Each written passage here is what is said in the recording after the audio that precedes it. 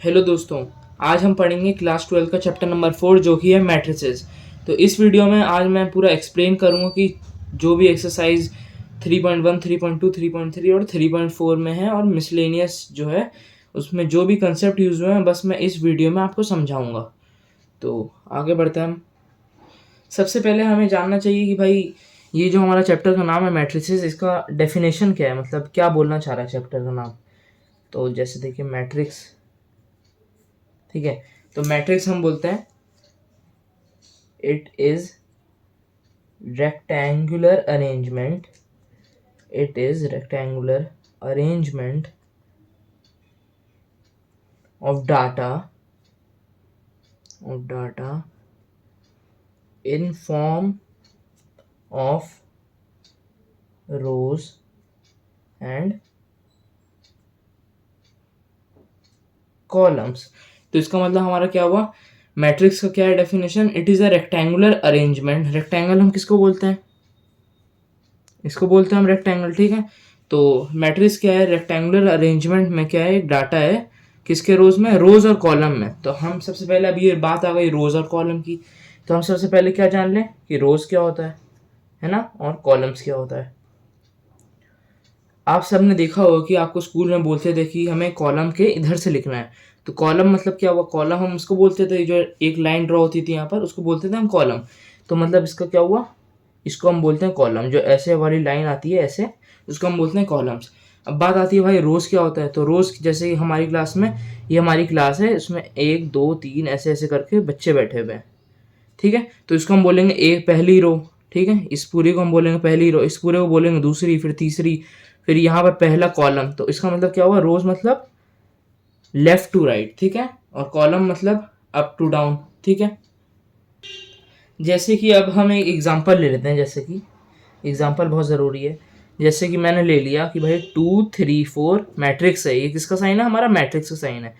5 6 7, ठीक है। अब मैं अगर आपको बोल दूं कि ये 2 3 4 5 6 7 में कौन सा क्या है, तो अब सबसे पहले तो इसको बोलते हैं हम, इसके अंदर जो भी लिखेंगे मैट्रिक्स, ठीक है। इसको हमने बोल दिया मैट्रिक्स। उसके बाद फिर हम इनको बोलेंगे एलिमेंट्स, ठीक है। इनसे जो भी नंबर है अंदर, इसको हम बोलेंगे एलिमेंट्स। और उसके बाद ये जैसे हो गया इधर, मतलब ऊपर से नीचे गया ये, तो इनको हम क्या बोलेंगे, कॉलम, ठीक है। अभी ये लेफ्ट टू राइट गया, इसको हम क्या बोलेंगे भाई, रोज, ठीक है। इतनी बात हमारी क्लियर हो गई। अब आप पूछेंगे कि अब आपने तो समझाया नहीं मैट्रिक्स क्या है। तो मैट्रिक्स हम देखते हैं क्या होता है। मैट्रिक्स मैंने अभी बताया rectangular arrangement of data in form of rose and column, ठीक है। तो रेक्टेंगुलर की फॉर्म में है ये, ठीक है, रेक्टेंगुलर की फॉर्म में। अब सबसे पहले हमें देखना होगा ये 2 जो है ना, ये इस फॉर्म में रहता है, जैसे A11, इसका मतलब क्या हुआ, पहला रो पहला कॉलम। A12 पहला रो है दूसरा कॉलम है, अभी मैं समझाता हूँ। A13, A21, A22, अभी मैं समझाता हूँ, A23, ठीक है। इसका मतलब क्या हुआ, A11 का सबसे पहले हमें क्या याद करना होगा, बस हमें देखना होगा कि A I J, हमें ये याद करना है बस, और कुछ नहीं है, ये भी बहुत सिंपल है। ए तो हमें पता हो गया एलिमेंट का नाम है या कोई नंबर है, ठीक है। 1 का मतलब क्या हुआ, रोज, ठीक है। जे का मतलब हमारा क्या हुआ, कॉलम्स, क्या मतलब हुआ हमारा, कॉलम्स, ठीक है। तो आई यहाँ पर रोज है, तो यहाँ पर क्या है, यहाँ पर पहले 1 है, मतलब ये रोज का है, ये पहली रो है।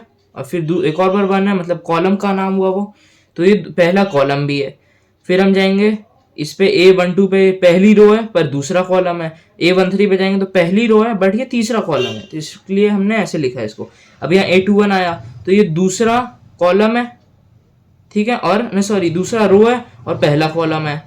यहाँ पर क्या है, दूसरा रो है दूसरा कॉलम है, यहाँ पर क्या है, दूसरा रो है और तीसरा कॉलम है, ठीक है। इतनी बात हमें समझ में आ गई। तो इसको हम जैसे एक बार एग्जाम, और इसको हम क्या बोलते हैं, ऑर्डर हमें लिखना होता है। हर उसका मैट्रिक्स का एक ऑर्डर होता है, जैसे कि ये किस ऑर्डर में, रोज पहले आता है, A I J मैंने बताया अभी आपको। तो यहाँ पर आपको क्या लिखना है, ए अभी हटा दीजिए, आई क्या है हमारा, 2 है, मतलब टोटल कितना है, 2 रोज है हमारा, तो 2 इंटू और 3 कॉलम है, तो 2 इंटू 3 का मैट्रिक्स है। बस अगर ये बोले कि ऑर्डर ऑफ मैट्रिक्स क्या है भाई, तो हम बोलेंगे 2 क्रॉस 3 का मैट्रिक्स, मतलब 6 है, इसका नंबर ऑफ एलिमेंट 6 है। कितना है आपका, 1 2 3 4 5 6, अगर आपको 100 अंदर एक एलिमेंट्स दे दिया और आपको थोड़ी पता है कि उसके अंदर कितना एलिमेंट्स, आप गिनेंगे थोड़ी, बहुत टाइम लग जाएगा। तो इसी से हम निकालते हैं रोज इनटू कॉलम से हम क्या निकाल लेते हैं, नंबर ऑफ एलिमेंट्स। तो इसलिए मैं यहाँ पर लिख देता हूँ number of elements equal to rows into columns. बहुत इजी है तो भाई, ठीक है ना। तो वैसे ही जैसे कि अगर मैं आपको अभी जैसे मैंने ले लिया 2 3 4 5, ये कितने मतलब अगर मैं आपसे पूछ लूँ ये नंबर ऑफ एलिमेंट्स इसमें कितना है, तो आप क्या बोलेंगे भाई, number of elements equal to rows कितना है हमारे, 2 रोज है और 2 कॉलम है, तो बस 2 इंटू 2 हो गया 4। तो नंबर ऑफ एलिमेंट्स कितना होगा, 1 2 3 4। अभी तो आप सोचेंगे कि इतना मैं क्यों करूं, मैं तो डायरेक्ट गिन लूंगा।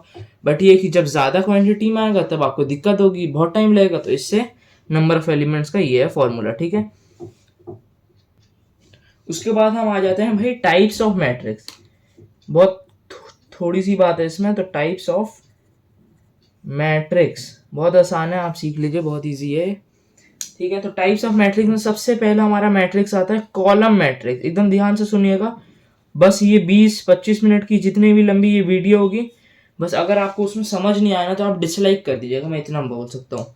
बहुत अच्छे से कंसेप्ट क्लियर होगा।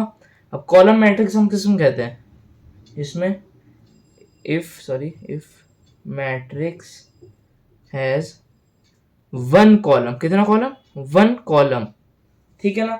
अब आपको ऐसे तो समझ में नहीं आएगा, तो सबका मैं एग्जांपल भी देते रहूंगा। अभी मैंने आपको बताया कॉलम किसको कहते हैं, आप बताइए कॉलम किसको कहते हैं, अप टू डाउन, ठीक है ना, अप टू डाउन। तो इसका मतलब क्या होगा, अगर इसमें एक होगा तो कैसे होगा, ये पॉसिबल है ना, 1 2 3। तो ये क्या हुआ, एक ही कॉलम हुआ, तो हमें एक ही चाहिए, तो इसको हम क्या बोलते हैं, कॉलम मैट्रिक्स। अब हम दूसरे टाइप्स ऑफ मैट्रिक्स में अगर जाएं तो हम बोलते हैं रोज मैट्रिक्स, रो मैट्रिक्स, ठीक है। भाई रो मैट्रिक्स किसको कहते हैं, देखते हैं।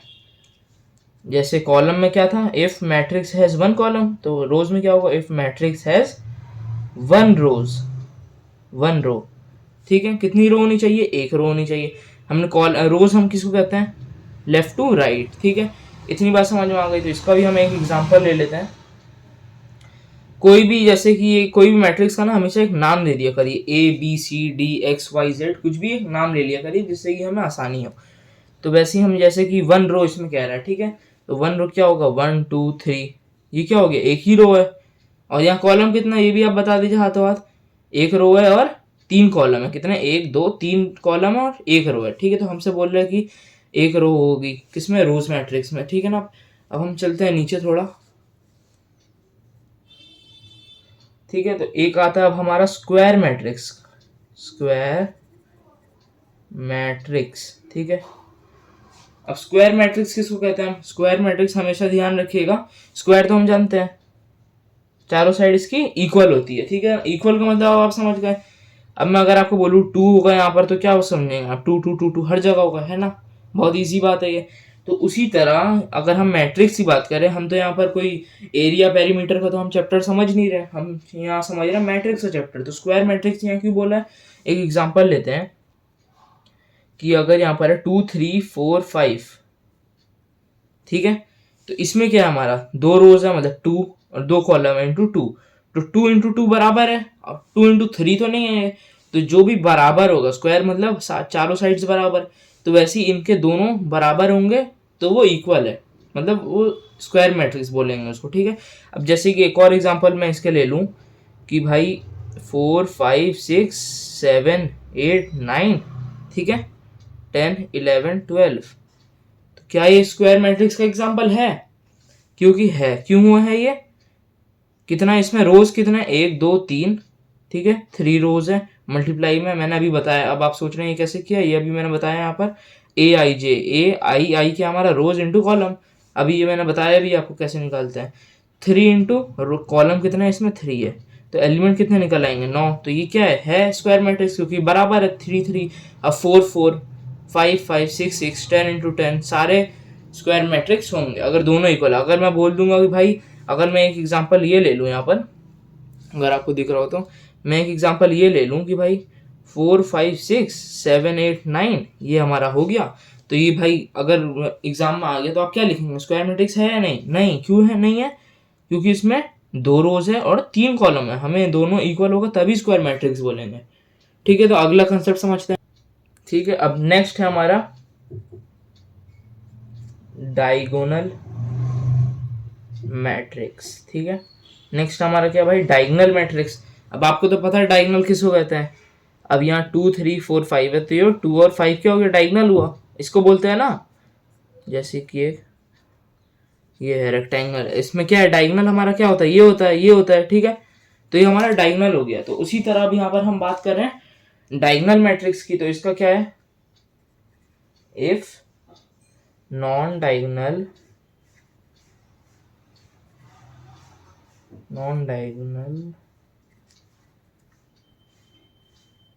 Matrix elements are zero. इसका मतलब क्या हुआ भाई, if non diagonal matrix, diagonal किसको कहते हैं, इसको कहते हैं, और बाकी नॉन डायगोनल मतलब अगर मैं बोलूँ आपको 2 3 4 5 6 7 8 9 10, तो ये हमारा हो गया डायगोनल। बाकी जो हो गया इसको हम क्या बोलेंगे, नॉन डायगोनल बोलेंगे। तो उसके एलिमेंट्स अगर जीरो हुए तो हम उसको बोलते हैं डायगोनल मैट्रिक्स। जैसे हम एक एग्जांपल लेते हैं, एग्जांपल जरूरी है समझने के लिए।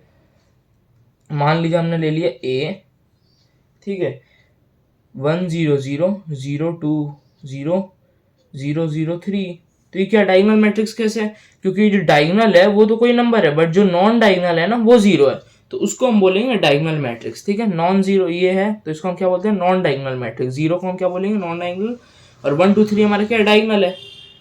ठीक है, तो अब हम नेक्स्ट वाले में चलते हैं। अब हमारा एक नेक्स्ट है स्केलर मैट्रिक्स।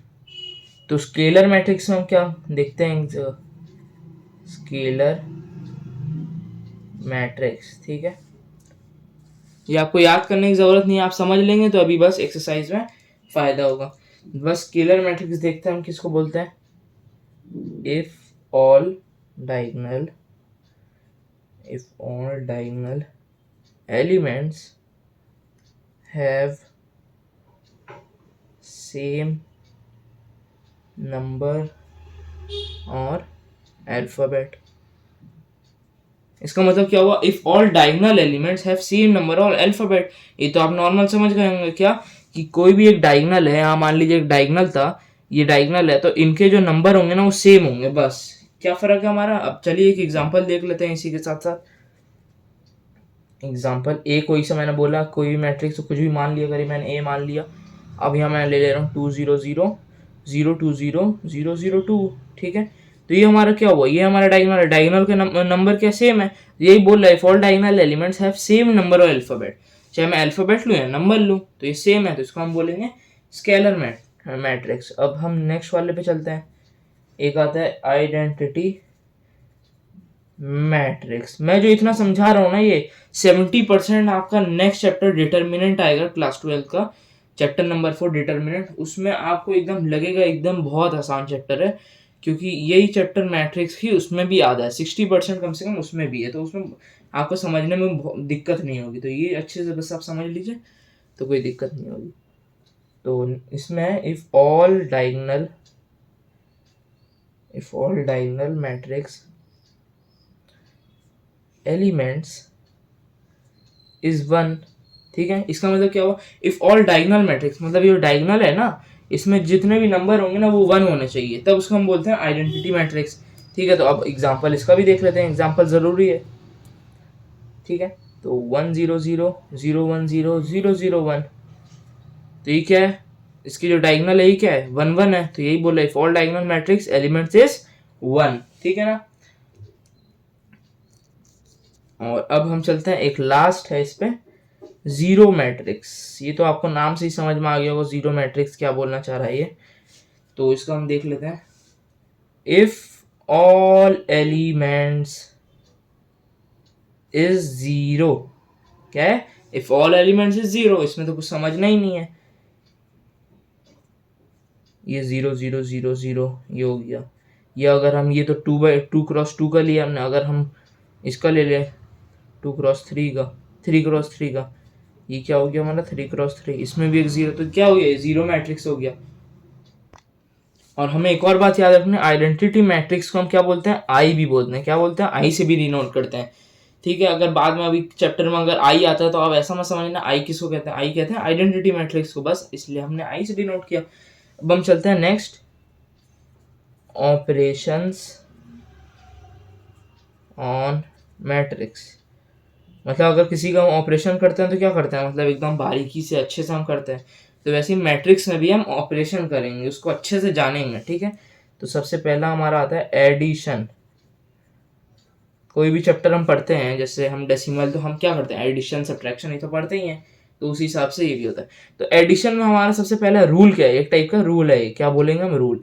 तो एडिशन में होना चाहिए ऑर्डर शुड बी सेम, मतलब समझाता हूँ अभी, ऑर्डर शुड बी सेम।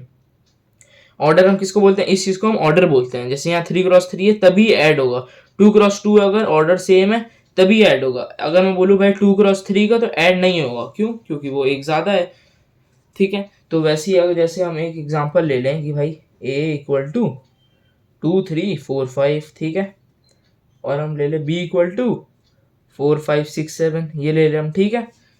अब इसका हम बोलेंगे भाई a प्लस बी निकालो, हम कैसे निकालेंगे फिर, a plus B, A plus B. तो इसका जो मैट्रिक्स, ये जो एलिमेंट है ना वो इसके साथ प्लस होगा, ये एलिमेंट इसके साथ होगा, ये एलिमेंट इसके साथ होगा, ये एलिमेंट इसके साथ होगा। अब चाहे वो 10,000 20,000 5 10 15 20 जितने भी आ जाए, तो इसका इसका इसका इसका जो भी फर्स्ट का है, मतलब जैसे ये A11 बोलेंगे इसको, A12 A11 इसको ही बोलेंगे A11, सबका जो A11 होगा ना वो उसके साथ प्लस होगा, ठीक है। तो जैसे यहाँ 2 + 4 हम करेंगे, यहाँ एक मैट्रिक्स बनाएंगे, 2 + 4 3 + 5 4 + 6 और 5 + 7। इसका आंसर क्या आ जाएगा, 2 + 4 होता है 6, 6 + 4 होता है 10, 5 + 3 8, 7 + 5 12। तो एडिशन का बस ये सिंपल इतना आ गया हमारा। अब चलते हैं हम सब्ट्रैक्शन पे, ठीक है। अब हम चलते हैं इसके सब्ट्रैक्शन पे। आपको एकदम मजा आ रहा होगा ये चैप्टर पढ़ के, आप भी सोच रहे हो 12th क्लास में इतना आसान चैप्टर कैसे आ गया, ठीक है। तो सब्ट्रैक्शन में चलते हैं। सब्ट्रैक्शन में क्या होना चाहिए, ऑर्डर शुड बी सेम, सब चीज में यही होगा, ठीक है, ऑर्डर शुड बी सेम, ठीक है। तो ऑर्डर शुड बी सेम। अब एक इसका एग्जांपल हम ले लेते हैं, ठीक है। एग्जांपल जैसे ही मैं बोलूँ भाई 5 4 3 6, ठीक है, ए हो गया इसका, और एक है हमारा भाई बी 9 1 0 5, ये हो गया। अब मैं बोलूँ भाई a - b निकालो। अभी अब देख रहा हूँ कि मैं 2x2 का मैट्रिक्स ले रहा हूँ दोनों में, अभी मैं इसलिए ले रहा हूँ कि अभी मेरे को आपको समझाना है, तो 3x3 का आपको थोड़ा कॉम्प्लिकेटेड हो जाएगा। a - b का हम ले लें तो क्या करेंगे, 5 - 9 9 - 5 नहीं, 5 - 9, क्योंकि a पहले है ना, इसका इसके साथ करेंगे, वैसे ही जैसे करते हैं, बस बीच में माइनस का साइन आ जाएगा। वैसे ही हम इस वाले पे चलते हैं, तो 4 - 1, ठीक है, 3 - 0 6 - 5, तो इसका आंसर क्या आ गया, 5 - 9 कितना होता है, -4 होता है, ठीक है। 4 - 1 3, 3 - 0 3, 6 - 5 1। तो बस इतना सिंपल आंसर है। अभी एक्सरसाइज पे जाएंगे नेक्स्ट वीडियो में, तो आपको और आसान लगेगा, ठीक है। अब हम दो चीज और पढ़ेंगे भाई, कम्यूटेटिव लॉ। अब भाई अब मैं बोलूँ भाई कम्यूटेटिव लॉ क्या होता है, आपको समझ तो आना है नहीं होगा अभी। तो कम्यूटेटिव लॉ में सबसे पहले तो हम ये पढ़ लेते हैं, कम्यूटेटिव लॉ बस ओनली एडिशन के लिए होता है, उससे ज़्यादा किसी चीज़ के लिए नहीं होता है, ठीक है। ओनली एडिशन में हम वो कर सकते हैं। तो कम्यूटेटिव लॉ तो आपने बचपन में हर क्लास में पढ़ाते हैं, क्या बोलता है इसका मतलब, a + b = b + a। इसका मतलब क्या हुआ, सबका एग्जाम्पल लेंगे, रुको ज़रा, 2 3 4 6 प्लस 0 1 2 3, ये हो गया ए बी, ठीक है। ए बी इक्वल टू क्या है, बी है पहले, 0 1 2 3 प्लस ए क्या हमारा 2 3 4 6, ठीक है। अब आपने बचपन में तो पढ़ा होगा 2 + 3 = 3 + 2, आंसर क्या आएगा, इसका भी 5 आएगा, इसका भी 5 आएगा, ठीक है। तो वैसे ही इसका क्या है हमारा 2 + 0, यहाँ देख लेते हैं, 2 + 0 क्या होता है 2 होता है, 3 + 1 क्या होता है 4 होता है, इसका इसके साथ करेंगे 4 + 2 6 होता है, 6 + 3 9 होता है, इक्वल टू में इसका भी आंसर सेम ही आएगा, 0 + 2 कितना होता है 2 होता है, ठीक है, और 1 + 3 कितना होता है 4 होता है, 2 + 4 कितना होता है 6 होता है, और 3 + 6 क्या होता है 9 होता है। बस कम्यूटेटिव लॉ बस इसको बोलते हैं, ठीक है। अब एक और चले हम एसोसिएटिव लॉ, एसोसिएटिव लॉ, ठीक है। अब ये भी क्या है हमारा, ओनली एडिशन में बस ये काम करेगा, ठीक है। ये भी तो आपने पढ़ रखा होगा बचपन में। अब इसको क्या बोलते हैं, ओनली एडिशन एसोसिएटिव लॉ, ठीक है ना। इसका मतलब हमारा क्या हुआ, A plus B plus C equal to, हम बोल सकते हैं और क्या बोले, A plus B plus C, मतलब मैं 2+3+2 बोलूँ, ठीक है। और या फिर मैं आपको बोल सकता हूँ 2+3, बाहर मैं इस वाले 2 को निकाल देता हूँ, इसके 2+3+4 ले लेता हूँ मैं, ठीक है। तो 2+3+4 और चाहे तो 2+3 बाहर में 4, आंसर इसका भी क्या आएगा, 2+3+4 होता है हमारा 7+2 9, इसका भी हमारा क्या आएगा 5+4 9। तो वही सेम चीज़ है इसमें, जैसे एग्जांपल ले लेते हैं, क्या दिक्कत है, कोई दिक्कत नहीं है। तो जैसे कि ए ले लेते हैं हम 0 1 2 3, बी ले लेते हैं हम, एक ब्रैकेट में भी ले लेते हैं आपको दिखाने के लिए, क्या ले ले हम 4 5 6 7, ठीक है, प्लस 8 9 1 1, ठीक है, ये हमने ले लिया। तो ये किसके बराबर होगा, इनका जो होगा ए प्लस बी है हमारा, तो 0 1 2 3 प्लस 4 5 6 7, बाहर में सी हमारा आ जाएगा। ऐसे होता नहीं है, बट मैं आपको समझाने के लिए कर रहा हूँ कि आंसर में कोई बदलाव नहीं होगा, ठीक है। ऐसे नहीं करते हम मैट्रिक्स में, बीच में प्लस नहीं डाल सकते, मैं अभी आपको समझा। तो इसके जो आंसर होंगे ना वो दोनों के क्या होंगे, इक्वल होंगे बस। तो एसोसिएटिव लॉ हमारा ये। तो बस हम बस नेक्स्ट देखते हैं, इसमें क्या हमारा मल्टीप्लीकेशन, इसमें क्या होता है, ऑर्डर नॉट इम्पोर्टेंट, ठीक है, ऑर्डर नॉट इम्पोर्टेंट, ठीक है। तो मल्टीप्लिकेशन में मैंने क्या बोला आपको, ऑर्डर नॉट इम्पोर्टेंट। तो सबसे पहले इसमें भी हम एग्जांपल लेते हैं, क्या होता है भाई, 2 3 ले लिया हमने, एक मान लीजिए 4 6 ले लिया, ठीक है ना। ये मान लीजिए मैंने ए है ये, ठीक है। मैंने ले लिया भाई एक बी जो कि ये 5 4 8 0, ठीक है ना, ये ले लिया मैंने। अब मैं बोलूँगा भाई ए इंटू बी करो, सबसे इंपॉर्टेंट है ये, ठीक है। हमें क्या करना होगा इसको, जैसे कि ये जो पहला वाला है ना, ए जो है, ठीक है, ए जो है ये है 2x2, बी क्या है 2x2, पर अगर बी अगर 2x4 होता, 3 होता, कुछ भी होता, पर ये जो ए वाला है ना, इसी में आंसर भी आएगा। कैसे, हम पहले एक मैट्रिक्स बनाते हैं, अब क्या करना होगा हमको, इसको करना होगा हमें मल्टीप्लाई इनके साथ, कैसे अभी बताता हूँ, और इसको इसके साथ, मतलब 2 3 को मैं 5 8 के साथ करना होगा, फिर 2 3 को 4 0 के साथ भी करना होगा, 4 6 को 5 8 के साथ भी करना होगा, 4 6 को 4 0। जैसे एग्जाम्पल हम जैसे नॉर्मल करते थे कि भाई 2+3 है, मल्टीप्लाई में 5+7 है, तो हम क्या करते थे, 2+5 फिर 2+7, 3+5 3+7, ठीक ऐसे ही करते हैं ना, मतलब 2 × 5 फिर 2 × 7, 3 × 5 3 × 7, ये करते थे हम। तो इसमें भी ऐसे ही करेंगे हम, कैसे करेंगे देखते हैं। 2 × 5 कितना होता है 10, 5 2 10 होता है, इनको इसके साथ किया, फिर इसको इसके साथ नहीं करेंगे, 2 × 5 किया, फिर 3 × 8 करेंगे, प्लस बीच में डालेंगे, 3 × 8, 8 3 24, ठीक है, ये बात हो गई हमारी।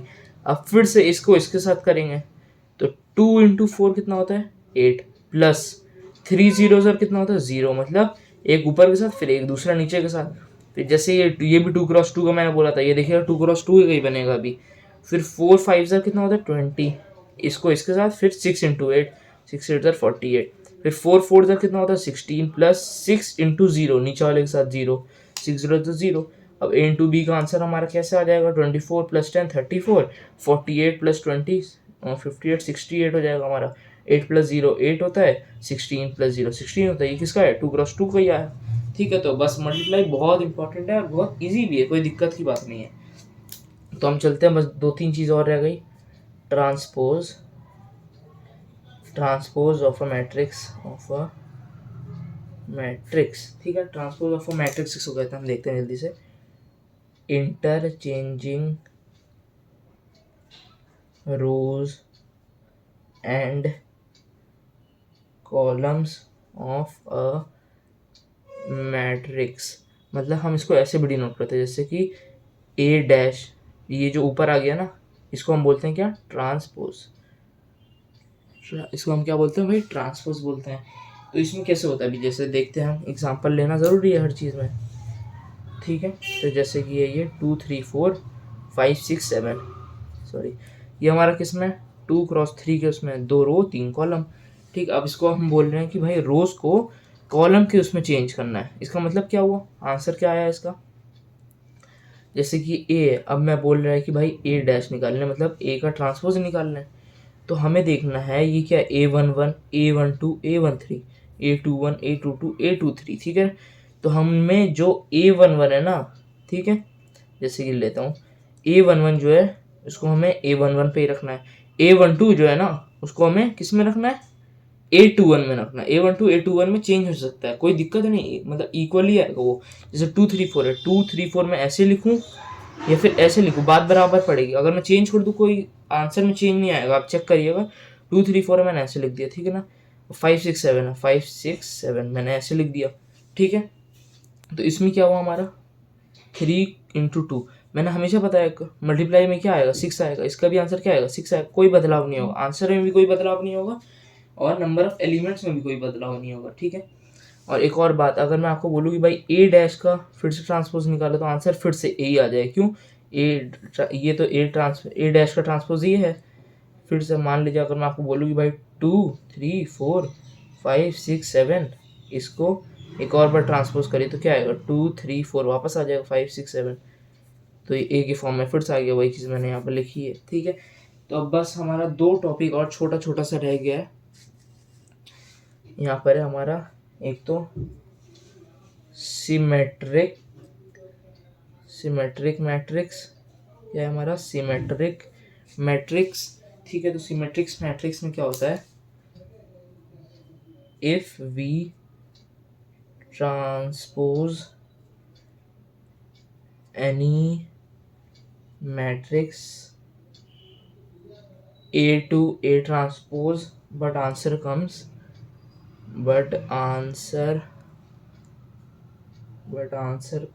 as A, then it is symmetric matrix, ठीक है। जैसे कि एग्जांपल अभी मैंने आपको बताया कि जैसे कि एग्जांपल लेते हैं, एग्जांपल A है हमारा 1 2 3 2 4 5 और 3 5 6, ये आ गया हमारा, ठीक है। तो इसका अगर हम A डैश निकालेंगे तो आंसर क्या आएगा 1 2 3, हम 1 2 3 को ऐसे लिखेंगे, ऐसे नहीं ऐसे लिखेंगे। 2 4 5 है, 2 4 5 ऐसे लिखेंगे, 3 5 6 ऐसे है तो हम इसको ऐसे लिखेंगे, पर आंसर में क्या हुआ चेंज नहीं आया। ए जो है ये सेम ए डैश है, तो इस टाइप के अगर आते हैं जैसे कि 1 2 3 ऐसे भी है, ऐसे भी है, 2 4 5 ऐसे भी है, ऐसे भी है, तो चाहे हम इसको ये ट्रांसपोज भी कर दे तब भी आंसर सेम आएगा। तो उसी को हम कह रहे हैं फिर transpose any matrix A to A dash but answer comes as A, then it is symmetric matrix, तो इसको हम बोल देंगे सिमेट्रिक मैट्रिक्स। तो हम एक और लास्ट बचे एक टॉपिक बचा है, एक लास्ट हमारा टॉपिक है स्क्यू सिमेट्रिक मैट्रिक्स,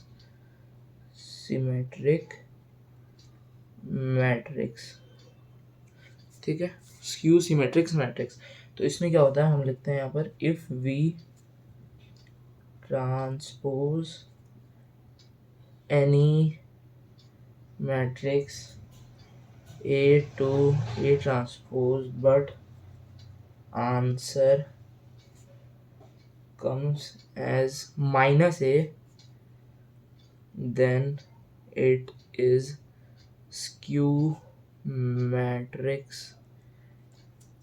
ठीक है। जैसे कि इसका मतलब हमारा क्या हुआ, एक जैसे कि हम वो देख ले कि मान लीजिए मैंने कि जैसे कि कोई ए है, ठीक है, हमने कुछ भी ए मान लिया, तो इसमें सबसे पहले तो हम इसका डेफिनेशन पढ़ते हैं, if it transpose any matrix to A dash.